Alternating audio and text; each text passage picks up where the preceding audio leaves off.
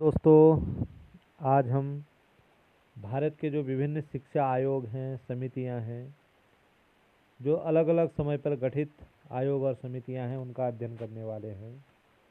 ये विशेष रूप से शिक्षक भर्ती परीक्षाओं ये तो बहुत महत्वपूर्ण प्रश्न है। हम इसमें तीन चीज़ें देखने वाले हैं। आयोग, आयोग का स्थापना वर्ष और उस आयोग या समिति के अध्यक्ष कौन थे, और उनका संक्षिप्त विवरण इसके अंतर्गत हम अध्ययन करने वाले हैं। क्वेश्चन नंबर फर्स्ट हम देखते हैं। क्वेश्चन नंबर फर्स्ट है, मैकाले शिक्षा पत्र। मैकाले शिक्षा पत्र कब आया? तो इसका सही आंसर है, मैकाले शिक्षा पत्र जो है वर्ष 1936 में आया। लॉर्ड मैकाले इसके अध्यक्ष थे। लॉर्ड मैकाले ने शिक्षा का उद्देश्य अंग्रेजी माध्यम से यूरोपीय साहित्य तथा विज्ञान का प्रचार, केवल उच्च वर्ग को शिक्षा देने का समर्थन करता था। अर्थात शिक्षा का माध्यम अंग्रेजी होगा, यूरोपीय साहित्य और विज्ञान का प्रचार प्रसार किया जाएगा, और उच्च वर्ग के लिए शिक्षा का समर्थन जो है लॉर्ड मैकाले के शिक्षा पत्र 1936 के द्वारा किया गया। तो पहला है। क्वेश्चन नंबर 2, वुड घोषणा पत्र बहुत इंपॉर्टेंट है। इसे भारतीय शिक्षा का मैग्ने कार्टा कहा जाता है। आप नोट करिए, भारतीय शिक्षा का मैग्ने कार्टा किसे कहा जाता है? तो वुड का घोषणा पत्र 1854 में प्रकाशित हुआ था। भारतीय शिक्षा का घोषणा पत्र कहा जाता है, मैग्ने कार्टा कहा जाता है। चार्ल्स वुड इसके अध्यक्ष थे। इसमें जो है मुख्य रूप से आयोग ने भारत में शिक्षा की समुचित व्यवस्था करना, इस पर जोर दिया। ईस्ट इंडिया कंपनी को दायित्व दिया गया तथा संस्थाओं को वित्तीय सहायता देने का सुझाव दिया गया, और महिला शिक्षा प्रसार का यह प्रथम प्रयास था। महिलाओं की शिक्षा के लिए प्रथम प्रयास वुड घोषणा पत्र, जिसे भारतीय शिक्षा का मैग्ने कार्टा 1854 के द्वारा किया गया। क्वेश्चन नंबर तीसरा है, स्टैनली घोषणा पत्र। स्टैनली घोषणा पत्र 1859 में प्रकाशित हुआ। लॉर्ड स्टैनली इसके अध्यक्ष थे। क्वेश्चन नंबर 4, हंटर कमीशन बहुत इंपॉर्टेंट प्रश्न है। 1882 में इसकी स्थापना हुई थी। विलियम हंटर इसके अध्यक्ष थे। इसका विवरण क्या है हंटर कमीशन का? हंटर कमीशन ने प्राथमिक शिक्षा के विकास हेतु सरकारी उत्तरदायित्व निर्धारित करने तथा माध्यमिक शिक्षा की व्यवस्था निजी संस्थाओं द्वारा करने संबंधी सुझाव दिए थे। अर्थात जो प्राथमिक शिक्षा है, प्राथमिक शिक्षा सरकार करे, और जो माध्यमिक शिक्षा है, माध्यमिक शिक्षा को निजी संस्थाओं द्वारा करने का सुझाव हंटर कमीशन 1882 के अंतर्गत दिया गया। अगला आता है भारतीय विश्वविद्यालय आयोग 1902। भारतीय विश्वविद्यालय आयोग 1902, इसके अध्यक्ष लॉर्ड कर्जन थे। आयोग ने विश्वविद्यालय की सीमाएं निर्धारित कर उन्हें व्यापक अधिकार देने का सुझाव दिया था। यह भी अच्छा प्रश्न था। भारतीय विश्वविद्यालय आयोग 1902, अध्यक्ष लॉर्ड कर्जन। अगला आता है नई शिक्षा नीति 1913, एक सरकारी प्रस्ताव था। अगला आता है सैडलर कमीशन, बहुत इंपॉर्टेंट प्रश्न है। सैडलर कमीशन, सैडलर कमीशन 1917 में आया था। माइकल सैडलर इसके अध्यक्ष थे। शिक्षा को राज्यों के सुपुर्द करना तथा इंटरमीडिएट कक्षाओं को विश्वविद्यालयों से हटाकर स्कूलों में रखने संबंधी सुझाव दिए गए थे। आप नोट करिए, सैडलर आयोग 1917 में जारी हुआ था। माइकल सैडलर इसके अध्यक्ष थे।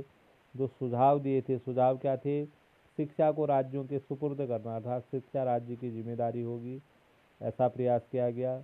इंटरमीडिएट की जो कक्षाएं थी उनको विश्वविद्यालय से हटाकर स्कूली शिक्षाओं में रखने का प्रावधान सैडलर आयोग के द्वारा किया गया। अगला आता है हाल्टोक समिति। हाल्टोक समिति 1929 में आई थी। सर फिलिप हाल्टोक इसके अध्यक्ष थे। इसमें मुख्य रूप से क्या है? समिति द्वारा शिक्षा में अपव्यय एवं अवरोधन रोकने, ये बड़ा इंपॉर्टेंट है। अपव्यय एवं अवरोधन बार बार आता है। अपव्यय एवं अवरोधन को रोकने, व्यावसायिक प्रशिक्षण तथा लड़कियों को निःशुल्क शिक्षा देने के प्रस्ताव करे। मैं एक बार दोबारा बोल रहा हूँ, हाल्टोक समिति 1929 में आई। सर फिलिप हाल्टोक इसके अध्यक्ष थे। आप नोट करिए क्या क्या आया थे। समिति द्वारा शिक्षा में अपव्यय और अवरोधन रोकने का प्रस्ताव आया था, नंबर 1। दूसरा, व्यावसायिक प्रशिक्षण पर बल दिया गया था। तीसरा, लड़कियों को निःशुल्क शिक्षा देने का सुझाव इसके अंतर्गत किया गया था।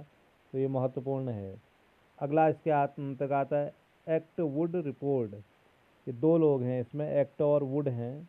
इनकी रिपोर्ट 1936 में प्रकाशित हुई थी। अगला आता है इसमें डॉक्टर जाकिर हुसैन समिति, डॉक्टर जाकिर हुसैन समिति 1937, इसके अध्यक्ष डॉक्टर जाकिर हुसैन थे। अगला आता है, बहुत इंपॉर्टेंट है, वर्धा स्कीम। यह आप देखिए, वर्धा स्कीम। वर्धा स्कीम 1937 में आती है, महात्मा गांधी की अध्यक्षता में यह होती है। 7 वर्ष तक की निःशुल्क और अनिवार्य शिक्षा तथा केवल मातृभाषा को शिक्षा का माध्यम बनाने का सुझाव दिया था। आप नोट कर लीजिए, वर्धा स्कीम 1937 में आई, महात्मा गांधी जी इसके अध्यक्ष थे। सुझाव क्या दिए? 7 वर्ष तक की निःशुल्क और अनिवार्य शिक्षा पर बल दिया गया और शिक्षा का माध्यम केवल मातृभाषा को रखने पर बल दिया गया। वर्धा स्कीम को बुनियादी शिक्षा के नाम से भी जाना जाता है, ध्यान रखिए। जैसे भारतीय शिक्षा का मैग्ना कार्टा वुड का घोषणा पत्र कहते हैं, उसी प्रकार से वर्धा स्कीम को बुनियादी शिक्षा के नाम से जाना जाता है। अगला आता है इसमें खेर समिति। खेर समिति 1938 में आई थी, जीबी खेर इसके अध्यक्ष थे। सार्जेंट कमीशन, बहुत अच्छा है, निःशुल्क शिक्षा, इसका नाम है निःशुल्क शिक्षा, 1944 में आई थी। सार्जेंट कमीशन 1944 में आई थी, सर सार्जेंट इसके अध्यक्ष थे। केंद्र में शिक्षा मंत्रालय की स्थापना की गई थी, प्रावधान देखिए, आप नोट कर जरूर कर लेना। सार्जेंट कमीशन के अंतर्गत केंद्र में शिक्षा मंत्रालय की स्थापना की गई थी। विश्वविद्यालय व तकनीकी शिक्षा के लिए एक समन्वयक संस्था स्थापित करने हेतु सुझाव दिए गए थे। 6 से 14 वर्ष तक के बच्चों के लिए निःशुल्क और अनिवार्य शिक्षा की व्यवस्था हुई थी सार्जेंट कमीशन के अंतर्गत। तो 3-4 चीज़ें हैं इसमें। अगला आता है राधा कृष्णन आयोग, जिसे विश्वविद्यालय आयोग के नाम से भी जाना जाता है। 1948 में स्वतंत्र भारत का प्रथम शिक्षा आयोग, इसको आप नोट करिए, इस प्रकार से प्रश्न पूछा जाएगा। स्वतंत्र भारत का प्रथम शिक्षा आयोग कौन था? तो राधा कृष्णन आयोग, विश्वविद्यालय आयोग 1948 में डॉक्टर सर्वपल्ली राधाकृष्णन इसके अध्यक्ष थे। विश्वविद्यालय अनुदान आयोग यूसीसी के गठन का प्रस्ताव दिया गया इसके अंतर्गत।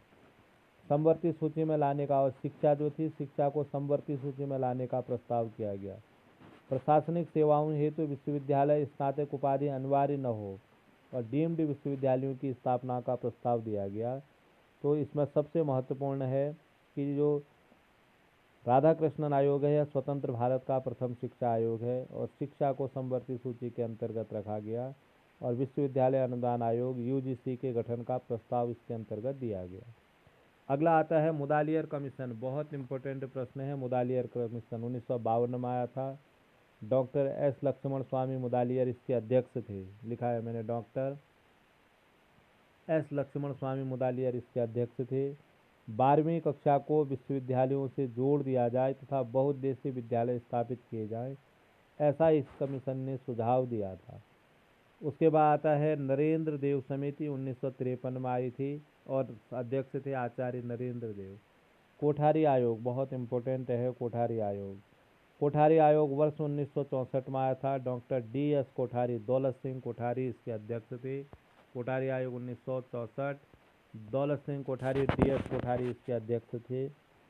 माध्यमिक शिक्षा को समाज की मांग के अनुरूप तथा केवल चयनित विद्यार्थियों के लिए दिया जाए, ऐसा सुझाव इन्होंने दिया था। अगला आता है राम मूर्ति समिति। आचार्य राम मूर्ति समिति वर्ष 1990 में आई थी और इसके अध्यक्ष आचार्य राम मूर्ति थे। अगला प्रश्न आता है यशपाल समिति। यशपाल समिति, यशपाल समिति हम देखते हैं, देखिए, यशपाल समिति वर्ष 2008 में आई थी और प्रोफेसर यशपाल इसके अध्यक्ष थे। राष्ट्रीय, लास्ट आता है राष्ट्रीय शिक्षा नीति 2020, वर्तमान में जो चल रहा है शिक्षा नीति, बहुत इंपॉर्टेंट प्रश्न है। कस्तूरी रंगन इसके अध्यक्ष थे। इसमें शिक्षा के पैटर्न पर बात हुई है, ये ध्यान रखना आप लोग, शिक्षा का पैटर्न इसमें पूछा जाएगा। तो इस प्रकार से यह विभिन्न समय पर जो शिक्षा आयोग भारत के अंतर्गत आए, उनके अध्यक्ष और उनके स्थापना वर्ष, इस पर आधारित प्रश्न हैं। बाकी डिटेल आप इनसे संबंधित कमीशनों के ले सकते हैं। संक्षिप्त प्रयास आपके लिए है। ये आने वाली उत्तराखंड प्रवक्ता परीक्षा और अन्य उत्तराखंड या किसी भी राज्य में जो शिक्षक भर्ती परीक्षाएं होती हैं, उनके लिए ये बहुत महत्वपूर्ण है। बहुत बहुत धन्यवाद।